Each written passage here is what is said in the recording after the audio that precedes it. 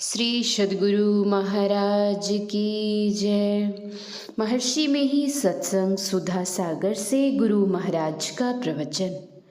शिव जी का भी रूप बदलता है।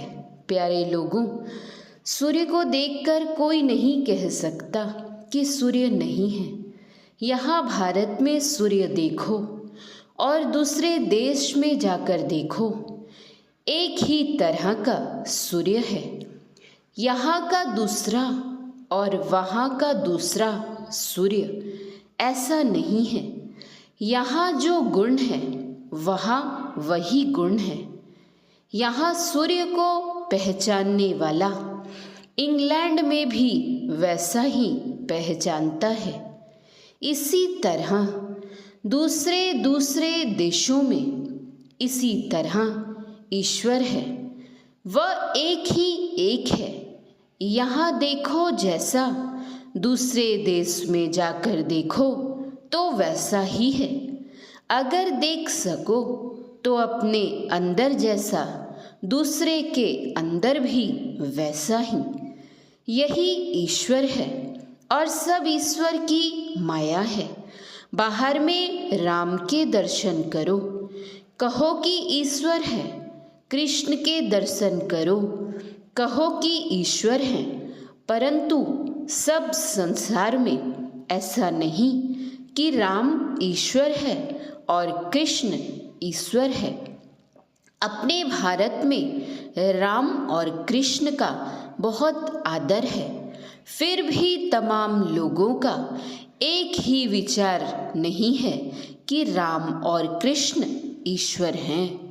अपना देश धर्म का मिलाप देश है। अपने देश में वैदिक धर्म मूल है। इसके अंदर बहुत से संप्रदाय और पंथ हैं। सब कोई मिलकर कहो कि राम और कृष्ण ईश्वर हैं, मानने को तैयार नहीं। वेद को सनातन धर्म के लोग और आर्य समाज वाले भी मानते हैं। फिर भी सनातनी रामकृष्ण को ईश्वर मानते हैं और आर्य समाजी नहीं मानते। इसी तरह काली और दुर्गा को सभी कोई ईश्वर नहीं मानते। जबकि अपने देश की ही यह बात है तो फिर अन्य देशों की क्या बात। जबकि सूर्य को संसार में सभी लोग सूर्य ही मानते हैं। इसी तरह एक ईश्वर का ज्ञान होना चाहिए। इसी में सबको आना है, नहीं तो ईश्वर का ज्ञान नहीं है। ईश्वर एक ही है, एक से अधिक नहीं हो सकते। राम ईश्वर, कृष्ण ईश्वर, देवी ईश्वरी, इस तरह अनेक ईश्वर और ईश्वरियाँ हैं। लोग सुनकर हंसेंगे। ईश्वर तो एक ही होना चाहिए। वे एक ईश्वर कौन है? जैसे सारे संसार के लिए एक सूर्य है, वैसे ही संसार के लिए कौन से एक ईश्वर हैं। जितने पदार्थ संसार में हैं, चाहे इस देश के व दूसरे देश के, सभी पदार्थों की बदली होती है। श्री राम और श्री कृष्ण का शरीर बच्चा था और फिर बढ़ते बढ़ते वे सयाने हुए। यह बदली है। इसी तरह जहाँ जहाँ बदली है आप इंद्रियों से जानते हैं। जहाँ बदली नहीं है वहाँ इंद्रियों का ज्ञान नहीं होता। आप कहेंगे कि काली माई, शिव जी का रूप तो नहीं बदला। मैं कहूँगा कि विविध प्रकार की कहानियाँ पुराणों में हैं। रावण मारा गया, लंका से राम अयोध्या आए। बातचीत हुई कि लंका में सबसे बड़ा वीर कौन था। किसी ने रावण को, किसी ने कुंभकर्ण को, किसी ने मेघनाद को बताया। पीछे निर्णय हुआ कि मेघनाद सबसे बड़ा वीर था। रावण का कुछ देवताओं से भी युद्ध हुआ। रावण से जो काम नहीं हुआ, मेघनाद ने वह काम किया। देवताओं से युद्ध करने में रावण इंद्र को नहीं पकड़ सका और मेघनाद ने पकड़ लिया। मेघनाद को लक्ष्मण ने मारा। लक्ष्मण जी की वीरता अद्भुत ठहरी। सीता जी बोली कि ना तो राम ईश्वर हैं, ना लक्ष्मण। वीरता में शक्ति की प्रधानता है और वह शक्ति मैं हूँ। सीता जी बोली कि शक्ति से ही रावण व कुंभकर्ण व मेघनाद पछड़ा, इसलिए सबसे बढ़कर शक्ति है। वह शक्ति तो मैं ही हूँ। यहाँ शक्ति की बड़ी प्रधानता है। विचारो तो शक्ति स्त्री है, वह पुरुष है, वह सजीव प्राणी है। शक्ति ना स्त्री है, ना पुरुष और ना सजीव प्राणी है।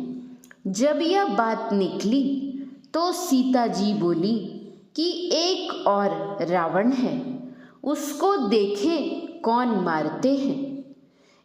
एक कल्पीय रामायण है, उसमें मैंने पढ़ा, उस रावण के यहाँ सीता, राम, लक्ष्मण तीनों गए। युद्ध हुआ। वह ऐसा था कि एक के अनेक रूप हो जाते थे। वह अपने बैठा रहता, उसके अनेक रूपों से राम लक्ष्मण लड़ते लड़ते थक गए। उसके खून की बूंद से रावण बन जाता था। श्री राम और लक्ष्मण आघात खाकर गिर पड़े। तब सीता जी ने काली का रूप धारण कर क्रोध करके उस पर प्रहार किया। इतना बड़ा रूप कि उसका भार कौन संभाले। शिवजी शव का रूप धारण कर उसके पैर के नीचे चले गए। जब तक युद्ध हुआ, शिवजी पर दृष्टि नहीं पड़ी। युद्ध समाप्त होने पर पड़ी। देखा कि शिवजी शव के रूप में है। कभी काली का रूप, कभी सीता का रूप, क्या इसमें बदली नहीं है। नानक पंथ के दूसरे गुरु अंगद साहब थे। उनके समधी अमरदास जी तीसरे गुरु थे। एक बार अमरदास जी महाराज हिंगुला देवी की पूजा करने जा रहे थे। उस यात्रा काल में उन्होंने गुरु अंगद देव जी के यहाँ रात्रि निवास किया। गुरु अंगद देव जी ने अमरदास जी महाराज का बहुत आदर सत्कार किया। रात्रि विश्राम के बाद ब्रह्म मुहूर्त में जब अमरदास जी महाराज की नींद टूटी तो वे देखते हैं कि एक महासुंदरी देवी गुरु अंगद देव जी के दरवाजे पर झाड़ू लगा रही है। अमरदास जी महाराज ने उस देवी से पूछा कि आप कौन हैं? आप यहाँ झाड़ू क्यों लगा रही हैं? उत्तर में देवी ने कहा, तुम कहाँ जा रहे हो? अमरदास जी महाराज ने कहा, मैं हिंगुला देवी की पूजा करने जा रहा हूँ। देवी ने कहा कि वह हिंगुला देवी मैं ही हूँ।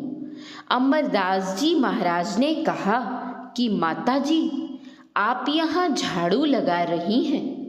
देवी ने कहा, अरे ये तो संत हैं, इनके यहाँ लक्ष्मी और सरस्वती जी भी झाड़ू लगाकर अपने सौभाग्य को सराहती हैं।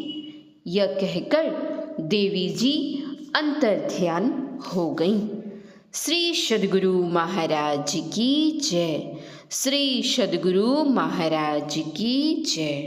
यह प्रवचन कटिहार जिला अंतर्गत संतमत सत्संग मंदिर मनिहारी में दिनांक 11/6/1967 ईस्वी को अपराह्नकालीन सत्संग में हुआ था।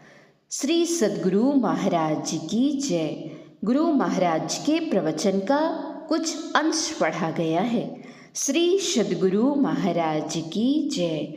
श्री सद्गुरु महाराज की जय। श्री सद्गुरु महाराज की जय।